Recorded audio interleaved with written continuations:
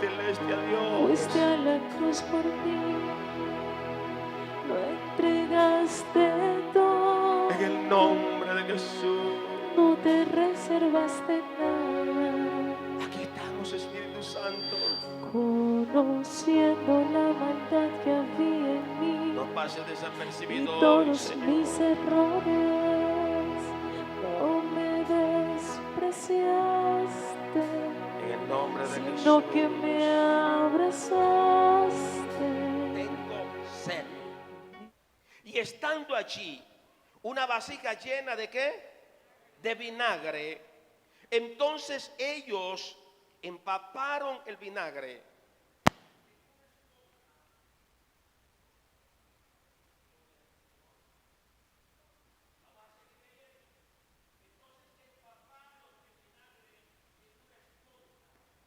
Y poniendo en un hisopo, se la acercaron a la boca. Cuando Jesús, vamos a leer todos el versículo 30. Cuando Jesús hubo probado el vinagre, dijo, ¿qué dijo? Consumado es. Diga conmigo, consumado es. Consumado es. Padre, mi alma te bendice y te glorifica. Y aquí estamos delante de tu presencia, creyendo, Dios, que consumado es. Aquí venimos delante de ti declarando que consumado es. La gloria postrera de esta casa será mayor que la primera. Ministra nuestras vidas en este momento a través de tu palabra, como solamente tú sabes hacerlo, Padre. En el nombre de Jesús, amén y amén. Dale ese aplauso fuerte al Señor. Ahora diga, consumado es. Tome asiento, por favor, tenga la amabilidad. Diga, consumado es. Esta palabra consumado es viene del original griego tetelestia. Por eso cuando usted estaba declarando, algunos dijeron, pero yo no entiendo qué está diciendo el pastor. Cuando ustedes declararon tetelestia, lo que en sí estaban diciendo que era consumado es. Consumado es. Y aquí se traduce esta palabra y el significado de ella es hecho está, terminado, acabado, consumado, llevado a su fin completo y perfecto, pagado a su totalidad. Es decir, que aquí ya no hay más sacrificio que hacer, porque ya todo lo consumió el Señor. En esta palabra, escúcheme bien, en esta palabra se consumó la ira, en esta palabra se consumó el dolor, en esta palabra se consumó el descontento que había de parte de Dios por el pecado de la humanidad. En esta palabra se consumó el juicio, se consumó las consecuencias que venían por causa del pecado, pero también fue esta palabra la que nos abrió la puerta para una nueva oportunidad. Fue esta palabra la que hoy nos hace actos delante de la presencia de Dios. Es esta palabra que redime del pecado. Es esta palabra la que nos da una nueva oportunidad para entrar al cielo. Por eso usted y yo hoy nos levantamos a decir tetelestia, tetelestia, consumado es, porque por su gracia y su sacrificio hoy yo soy apto delante de Dios para venir a favor de mi casa, a favor de mi familia, a favor de mi pueblo, a declarar que lo mejor no fue lo que pasó, lo mejor es lo que está por llegar, es lo que está por venir, porque consumado es. ¿Cuántos pueden creer esa palabra? Si lo cree, denle un aplauso fuerte al Señor y diga, consumado es, consumado es, consumado es, consumado es, hecho está. La deuda fue cancelada. Tetelestia, tetelestia. ¿Sabe qué? Esta palabra amerita que nosotros nos profundicemos en ella. Qué bueno es escudriñar la palabra. Y hoy quiero escudriñar por un momento esta palabra. Y esta palabra me da tres grandes verdades. Diga conmigo, tres grandes verdades. Hay tres grandes verdades que yo puedo encontrar en esta palabra. ¿Qué palabra? Diga tetelestia. Tradúzcala, consumado es. Hay tres verdades que yo me encuentro en esta palabra. La primera verdad es la verdad del sufrimiento. Escúcheme, La primera verdad que yo me encuentro aquí es la verdad del sufrimiento de Jesús. En realidad, este sufrimiento es un sufrimiento inimaginable. Muchas. Hoy la radio, la televisión, el internet nos presentan películas, nos presentan programas, nos presentan historiales para que nosotros nos imaginemos qué aconteció aquí. La palabra del Señor dice en el libro de Isaías, y yo quiero que por favor me ayude. El libro de Isaías capítulo 53, versículo 3 en adelante dice: despreciado y desechado entre los hombres, varón de dolores, experimentado en quebranto, y como que escondimos de él el rostro. Él fue menospreciado y no le estimamos. Ciertamente llevó él nuestras enfermedades y sufrió nuestros dolores, y nosotros le tuvimos por azotado, por herido de Dios y abatido. Nadie, dice la palabra, mas él herido fue por nuestras rebeliones y molido por nuestros pecados, y el castigo de nuestra paz fue sobre él, y por su llaga nosotros fuimos curados. Amado, esta es un sufrimiento inimaginable. Hoy los medios de comunicación todos están presentando películas, están presentando historiales, y el objetivo precisamente es llevarnos a imaginar. Pero nadie puede imaginar el verdadero sufrimiento que el Señor Jesús llevó, porque en ese sufrimiento Él tuvo que vivir la traición de su pueblo. En ese sufrimiento Él tuvo que vivir lo que era la condenación injusta. En ese sufrimiento Él tuvo que ver el sentir el más grande maltrato. En ese sufrimiento Él tuvo que ver a alguien diciendo: Hosana, Hosana, Hosana, bendito el que viene en el nombre del Señor Jesús. Y a esas mismas personas más adelante decir: crucifíquenle, crucifíquenle. Es este sufrimiento inimaginable por lo que terminó diciendo alguien como Jesús, terminar diciendo al final: oh Padre, perdónalo porque no saben lo que hacen. Por eso es inimaginable, porque yo me imagino a alguien sufriendo por un hijo, yo me imagino a alguien sufriendo por un familiar. Cualquiera lo hace. Yo creo que cualquiera de nosotros sería capaz de dar su propia vida por un hijo, de dar su propia vida por un hermano, de dar su propia vida por un familiar muy cercano. Pero yo no veo a ninguno de nosotros dando su vida por alguien que nos ha hecho daño, por alguien que nos calumnia, por alguien que nos injuria. Por eso este sufrimiento es un sufrimiento inimaginable, porque el maestro, aquel que dijo consumado es, dijo: perdónalo porque no saben lo que hacen. La verdad del sufrimiento es que su sufrimiento fue incomparable. El sufrimiento que Jesús vivió, ninguno lo puede comparar. ¿Sabe por qué digo que es incomparable? Primero, porque fue un sufrimiento programado. Usted sabía que el sufrimiento de Jesús fue programado. El Señor, el Padre, dijo allá en el huerto del Edén: este te herirá en la cabeza y tú le herirás en el calcañar. Desde antes, la palabra del Señor me enseña, desde que el hombre pecó, desde ese momento fue programado todo lo que él tenía que sufrir. Este fue un sufrimiento incomparable, porque fue un sufrimiento aceptado. El mismo Señor Jesús dijo: yo voy, no importa lo que tenga que vivir, yo lo voy a aceptar. Fue un sufrimiento incomparable, porque fue un sufrimiento anunciado y profetizado. Dice la palabra del Señor que en el Antiguo Testamento, la profecía del Antiguo Testamento es lo que había de venir. Se profetizó que iba a entrar en un pollino el Rey de Reyes y Señor de Señores. Todo este sufrimiento fue un sufrimiento prácticamente anunciado, profetizado, pero también fue un sufrimiento luchado. Lo más incomparable de todo esto es que en su inmenso amor y en su inmensa misericordia Él asumió el reto. Y la palabra del Señor me enseña que en este sufrimiento hay dos grandes verdades. La primera de ellas, que nada iba a mitigar el sufrimiento por el pecado de la humanidad. Escúcheme esto, es incomparable, porque ninguno podía mitigar la deuda que se iba a cancelar. La palabra del Señor me enseña que cuando el Señor Jesús estaba en la cruz, dice la palabra que tuvo sed. Y cuando tuvo sed, ¿qué hizo? Dice que pidió agua. pidió que beber, tuvo sed y pidió agua. Y cuando él tuvo sed, me llama la atención lo que pasó aquí, porque cuando él tuvo sed, la palabra del Señor me enseña que cuando él tuvo sed, lo que le dieron fue ¿qué? ¿Qué le dieron?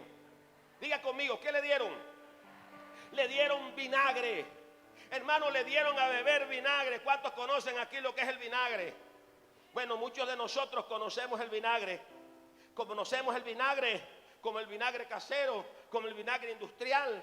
El casero normalmente es el que se le echa a la sopa, el que se le echa a los tamales, el que se le echa algunas carnes para darle sazón. Conocemos ese vinagre. Otros conocemos el vinagre industrial. Y el vinagre industrial también sirve para el alimento, porque también se le echa a sazonar algunas comidas, pero también es medicinal. Con el vinagre mucha gente se cura hongos, con el vinagre mucha gente se aclara la piel, con el vinagre mujeres se hacen lavados, con el vinagre se curan muchas cosas. Es más, alguien dice que cuando se toma el vinagre, se revuelve o se disuelve en agua, el vinagre sirve para adelgazar, entonces es medicinal. Hoy están hablando de un vinagre que es sabor manzana y que sirve para adelgazar, y las mujeres se lo echan para hacer masaje. Yo no sé de eso, pero lo que veo es esto. Este vinagre, muchos nosotros lo conocemos, pero la palabra del Señor me enseña que el vinagre que se estaba mencionando aquí en la Biblia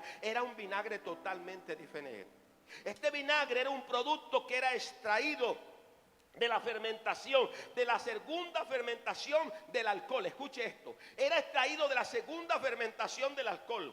Y este vinagre estaba representando en cierta forma un vino amargo. Era suave, era delgado, pero era un vino amargo. Y normalmente lo tomaban los soldados romanos y lo tomaban los de la milicia. Y esto lo hacían ¿con qué propósito? Lo hacían con el propósito de mitigar el dolor, el cansancio. Y la Biblia dice que cuando Jesús probó el vinagre, Él no lo tomó, Él lo probó. Cuando Jesús tomó el vinagre, Jesús rechazó el vinagre. ¿Y sabe por qué lo rechazó? Porque de pronto en nuestro pensamiento y en nuestro estudio, normalmente nosotros analizamos que cuando a Jesús le dieron el vinagre, ¿qué pensamos nosotros de eso?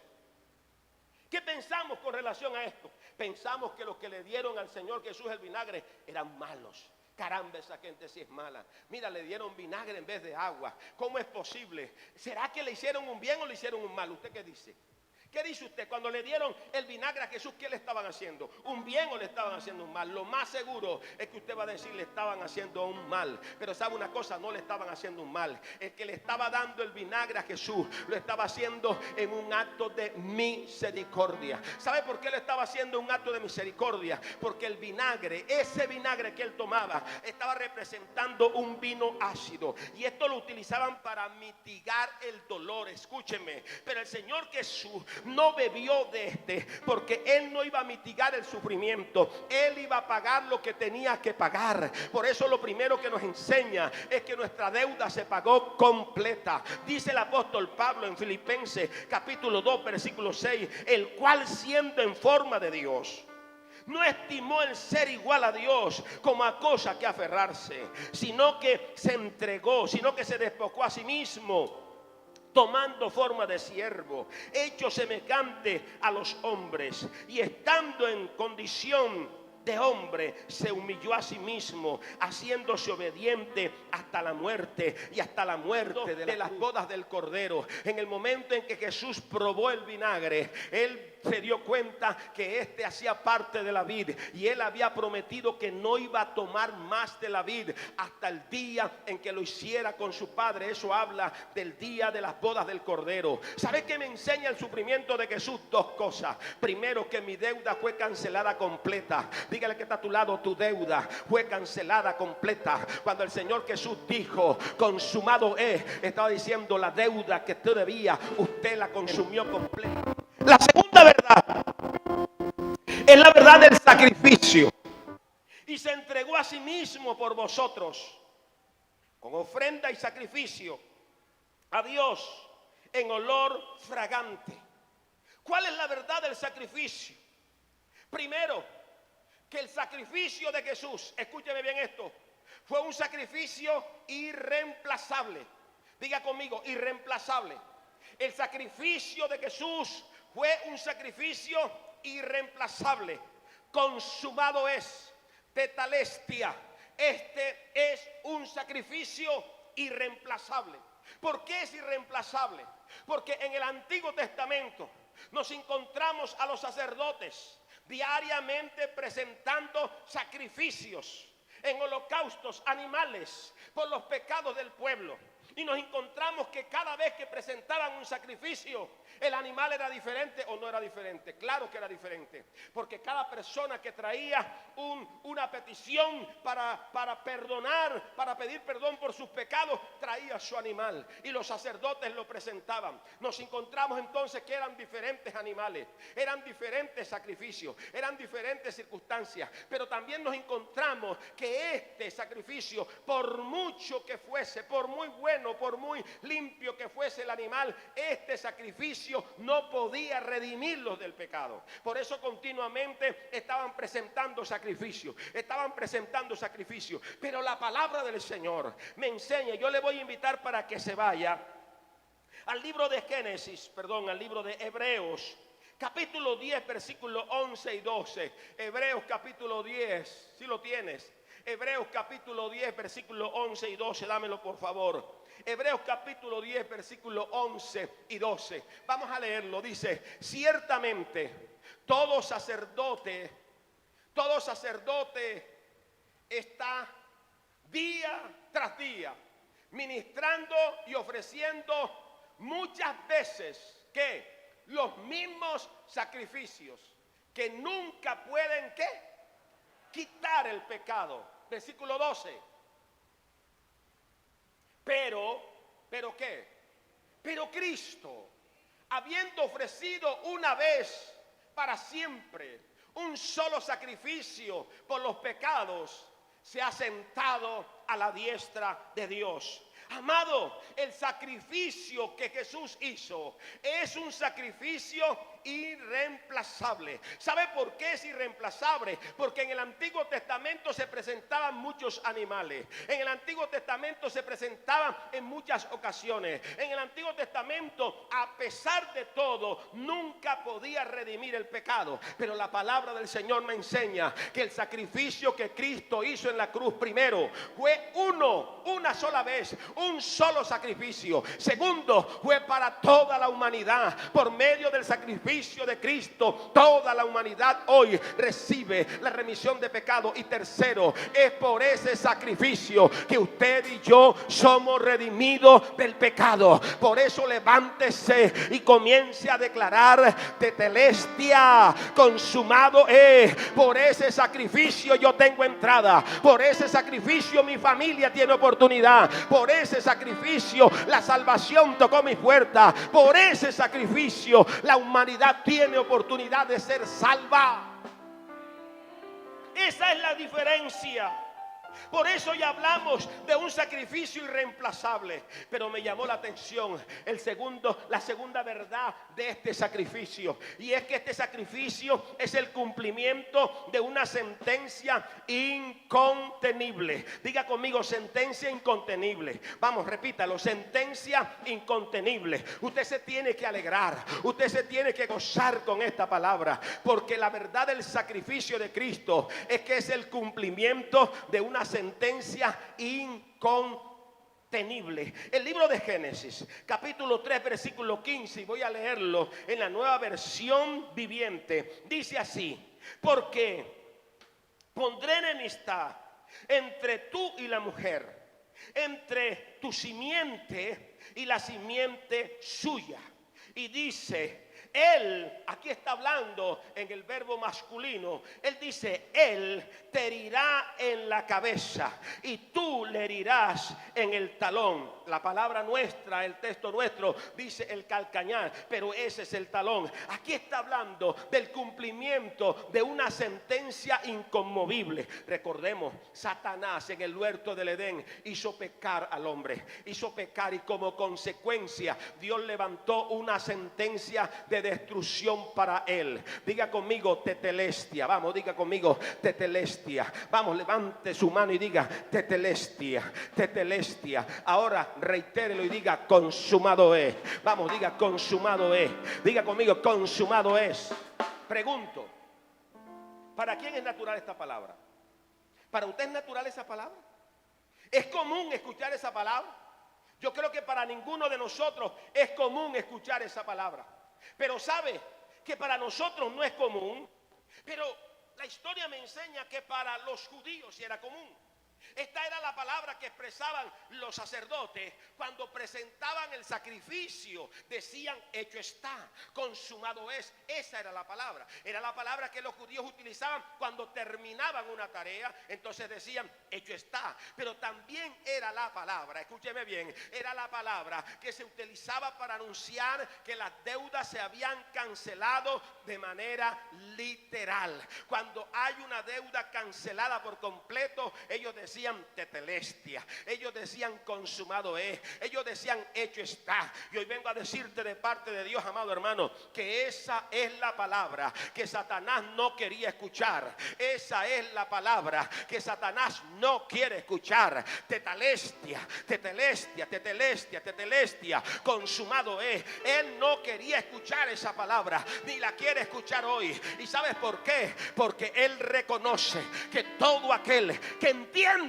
que conoce el significado, que conoce la profundidad de esta palabra, escúcheme bien esto, esa persona sabe que ya Cristo lo venció en la cruz del Calvario. Todo aquel que conoce esta palabra sabe que ya Cristo venció a Satanás, sabe que ya Cristo recibió las llaves de la vida y de la muerte. Ellos saben que la deuda del pecado fue cancelada. Ellos son los que saben que el acta de los decretos que decía que tenías que morirte de viejo, que decía que tenías que morirte enfermo, que decía que tenías que morirte arruinado, que decía que tenías que morirte solo, que tenías que ser un fracasado sentimental, el acta de los decretos fue anulada. Pero también ellos saben que es el acceso al trono de la gloria. Por eso hoy usted y yo nos levantamos diciendo tetelestia, tetelestia, consumado es. Ya Cristo venció, mi pecado fue perdonado y ahora el acta se anula, el acta se anula, la que había en contra de mi casa se anula, el acta de ruina se anula, el acta de enfermedad se anula, el acta de ruina se anula, el acta de fracaso se anula. Hay un nuevo acceso. Él sabía eso y él lo sabe, que hay un nuevo acceso. ¿Sabes qué dice la Biblia? Que en el Antiguo Testamento, cuando iban a entrar al lugar santísimo, la palabra de Dios dice que solamente uno entraba. ¿Quién entraba? ¿Quién entraba al lugar santísimo? ¿Quién entraba? El sumo sacerdote. No el sacerdote, el sumo sacerdote.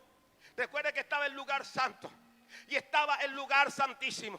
Y la Biblia dice que el único que entraba al lugar santísimo era el sumo sacerdote. Y era tan tremendo que cuando el sumo sacerdote entraba, ¿cuántas veces entraba? Diga, una vez al año. Entraba una vez al año y el sumo sacerdote tenía que consagrarse, porque si el sumo sacerdote estaba mal al entrar al lugar santísimo, inmediatamente quedaba muerto. Y la historia bíblica dice que le amarraban, yo no sé si usted ha leído eso, pero le amarraban una cuerda, y como él tenía unas campanas, ellos sabían que el sumo sacerdote estaba vivo, porque al caminar en el lugar santísimo las campanas sonaban, las campanas se escuchaban. Pero si ellos dejaban de escuchar las campanas, decían, este se murió, a este Dios lo mató. Y la palabra del Señor dice que los jalaban y los sacaban de allí, porque nadie podía entrar al lugar santísimo. Satanás sabe eso. En el Antiguo Testamento solamente los profetas disfrutaban de la presencia del Espíritu Santo en su vida. El Antiguo Testamento me enseña que solamente los ungidos como los jueces eran los que disfrutaban de la presencia del Espíritu Santo. Y la entrada al lugar santísimo solamente le correspondía, escúcheme bien esto, a los sumos sacerdotes. Pero hoy la palabra de Dios me enseña que cuando Cristo murió en la cruz del Calvario, cuando Él dijo consumado es, la Biblia dice que el velo se rascó, el velo del lugar santísimo se rascó y se abrió, y ahora le dio entrada a todo aquel que se quiera preparar y presentarse delante de la presencia de Dios. Puede hacerlo. Hoy tú puedes, tienes acceso directo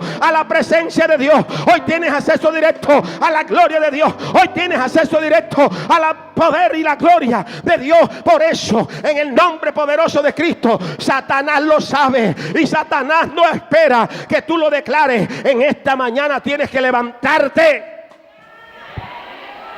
y decirte tetelestia. Diga conmigo, tetelestia. Consumado es. Cuando yo entiendo esto, yo sé que ya Cristo venció. Cuando yo entiendo esto, yo sé que mis pecados fueron perdonados. Ahora no vivo yo, ahora Cristo vive en mí. Si me juzgan por el pasado, yo creo que la persona menos indicada para estar aquí sería yo. Pero ¿sabes qué? Tetelestia. Tetelestia, tetelestia. Él pagó la deuda de mi pecado.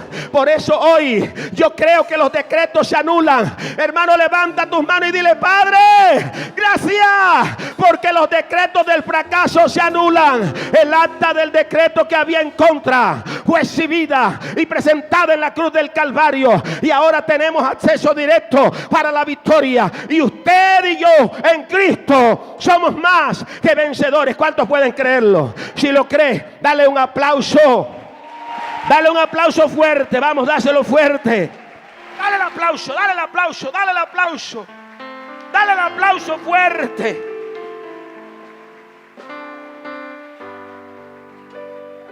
Lo que le voy a decir no se lo voy a decir para que se vaya a descarriar ahora. Yo creo que el tiempo que estamos viviendo es un tiempo de prudencia, pero no de temor. Dígale que está a su lado: prudencia, pero no temor. Hoy se está promoviendo el que no se venga a la iglesia. Ya se está promoviendo eso. Y mucha gente no viene a la iglesia. Pastor, no puedo ir a la iglesia porque es que ahora el virus se está multiplicando. Las nuevas cepas, ahora está la nueva cepa. Y no puedo ir a la iglesia. Y muchos dejan de venir a la iglesia, pero sí van a los parques. La gente corre a los balnearios, corre a las cantinas y corren al libertinaje. Pero la iglesia la tienen como cosa que no vale la pena. Pero déjame decirte que hoy es el tiempo para que el pueblo de Dios se levante. En este tiempo es cuando más la iglesia tiene que asistir, porque usted y yo nos levantamos con esa palabra que dice tetelestia, consumado es. Y si es consumado, estamos orando a Dios para que Él ponga su cerco de protección alrededor nuestro, alrededor de nuestra casa, alrededor de nuestro pueblo, para que ningún virus, ninguna pandemia nos pueda tocar. No toque nuestra economía, no toque nuestra salud, no toque nuestras emociones, porque ya Cristo pagó la deuda que tenía que pagar. Dígale con una sonrisa al que está a tu lado: tetelestia. Tetelestia. Consumado es. Esa es la segunda verdad. Y la tercera verdad, la primera me dice que es la verdad de ¿qué? Del sufrimiento. La segunda verdad es la verdad del sacrificio. Y la tercera verdad, que a mí mismo me sorprendió. Qué bueno, la Biblia dice escudriñar las escrituras. Oseas 4:6 dice: mi pueblo falleció porque le faltó ¿qué? Conocimiento. A veces por la falta de conocimiento cometemos tantos errores. Decimos tantas herejías. Pero sabes que cuando escudriñamos la palabra a profundidad nos enriquecemos. Y tenemos un arma mayor para contrarrestar. Por eso el diablo no le agrada eso. Al diablo no le agrada que la gente lea la Biblia. Por eso lea la Biblia. Hermano, está bien que tenga su Biblia en el celular, que la tenga en su iPad, en su computador. Pero usted también tiene que tener su Biblia físicamente y estarla leyendo y subrayela y medítela. La leemos no como un libro, la leemos como nuestro alimento diario. No se lee solamente para tener un mensaje. No, se lee para recibir las instrucciones de parte de Dios, para recibir aliento. Por eso es bueno escudriñar las Escrituras. Y en el escudriñar de las Escrituras, el Señor me enseñaba la tercera verdad. ¿Cuál es la tercera verdad? La primera, la verdad del sufrimiento. La segunda, la verdad del sacrificio. Y la tercera, la verdad de su victoria. Diga conmigo, la verdad de su victoria. Diga, la verdad de su victoria. ¿Cuál es la verdad de su victoria? ¿Cuál es? Dice la palabra en el libro de Juan capítulo 19 versículo 30. Cuando Jesús hubo tomado el vinagre, dijo, ¿qué dijo? Repita conmigo, tetelestia. Cuando él probó el vinagre, él dijo, consumado es. Y habiendo inclinado la cabeza, ¿qué hizo? Habiendo inclinado la cabeza, entregó el Espíritu. ¿Sabe que la verdad de su victoria me enseña tres cosas maravillosas? La primera, que nadie lo mató. Mire, nadie lo mató. La primera verdad de su victoria me enseña que nadie lo mató. De pronto, si hoy estuviéramos juzgando por las leyes, dirían los judíos fueron culpables. Pero a mí me enseña la palabra. Allí en el libro de Mateo, capítulo 10, versículo 18, dice, nadie puede quitarme la vida. Hermano, la verdad del sacrificio, la verdad del sufrimiento, la verdad de la victoria nos enseña a profundidad qué en realidad pasó. Y esta verdad me enseña a mí que a Jesús nadie le quitó la vida, porque él mismo dijo, a mí ninguno me la quita, la vida ninguno me la quita. Yo vengo a decirte en esta hora de parte del Señor que a Jesús no lo mató el complot de los fariseos y de los filisteos, de los fariseos y saduceos para maquinar, para quitarle. A él no lo mató eso, no lo mató la maquinación, a él no lo mató la traición de Judas, a él, escúcheme bien esto, no lo mató la politiquería de Pilato. Pilato fue el que se lavó las manos. A él no lo mató la politiquería de Pilato cuando dijo, bueno, ahí está en sus manos. A él no lo mató, hermano, el maltrato de los guardias cuando lo golpeaban. La Biblia dice que su rostro prácticamente no se conocía. A él no lo mataron los golpes de los judíos. A él no lo mataron, escúcheme bien esto, los azotes, 40 azotes. Usted sabe que representaba un azote en ese tiempo. Sabe que el perrero con el que ellos pegaban era un perrero que tenía 6 cantos y cada canto tenía 6. Eso quiere decir, multiplique 6 por 4, son 4. 24, ahora multiplique 24 por 4. Esto me enseña a mí que la tortura de Jesús fue profunda. Es más, cuando le pegaban el latigazo, en la punta del látigo, eso lo vemos en el estudio bíblico, en la punta del látigo había como un gancho, era como especie de un anzuelo, de tal manera que cuando le pegaban a Jesús, al arrancar, eso destrozaba la carne. Por eso la Biblia dice que quedó como un monstruo, porque le pegaban por todas partes. Ellos no tenían que ver por dónde le iban a pegar. Déjame decirte que esos latigazos no mataron a Jesús. Déjame decirte que la espina, la corona de espina que pusieron en su sien, hermano, que pusieron en su sien, eso no la mató. No lo mató los clavos que atravesaron sus manos, los clavos que atravesaron sus pies en la cruz del Calvario. A él no le mató la reacción del vinagre. A él no lo mató la lanza que traspasó su corazón. A él eso no lo mató. ¿Sabes por qué? Porque la palabra del Señor me enseña que su vida no se la quita a nadie. La victoria en la cruz está en que a él no lo mató nadie. ¿Sabes por qué? Porque la segunda verdad que yo entiendo aquí es que él tenía el control por completo de su vida. Él murió en el momento en que a él le dio, le voy a decir así literalmente, en que a él le dio la gana morirse. Jesús se murió en el momento en que a él le dio la gana morirse. Dice la palabra y quiero que la leas. Mateo capítulo 10 versículo 18. Si lo tienes ahí. 10:18. Dice, y aún antes. Esa es. Dice, sino que yo la entrego. El Señor Jesús dice, mi vida no la quita nadie, sino que yo la entrego voluntariamente en sacrificio, pues tengo la autoridad, el poder para entregarla cuando quiera y para hacerla volver y aún tomarla cuando quiera. Esto es lo que ordenó mi Padre.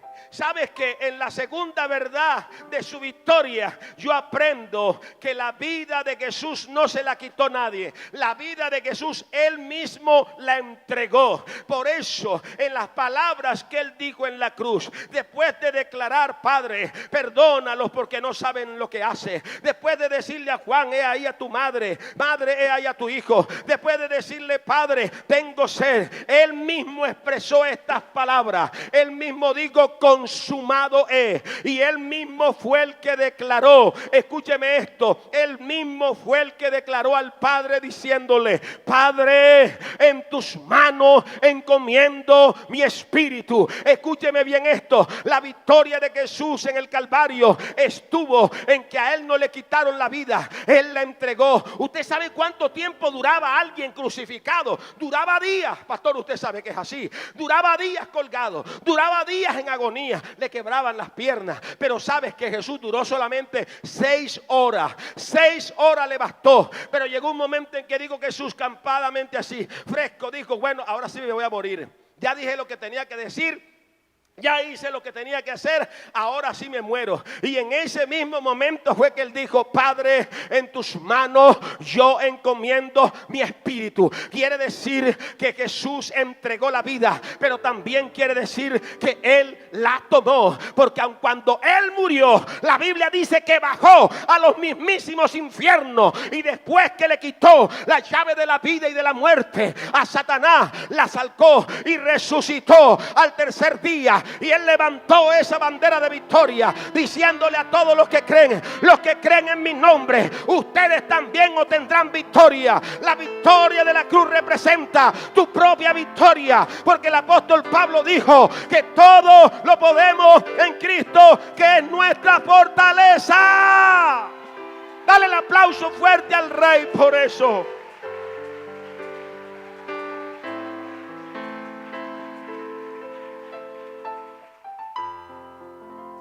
Entonces en la victoria de la cruz nos encontramos con 3 cosas maravillosas. Diga conmigo la primera: a Jesús no lo mata nadie, ni lo mató nadie. La segunda, él tenía el control de su vida y él la entregó, pero también él la retomó porque resucitó. Y la tercera es que por este sacrificio, la iglesia también obtuvo la victoria.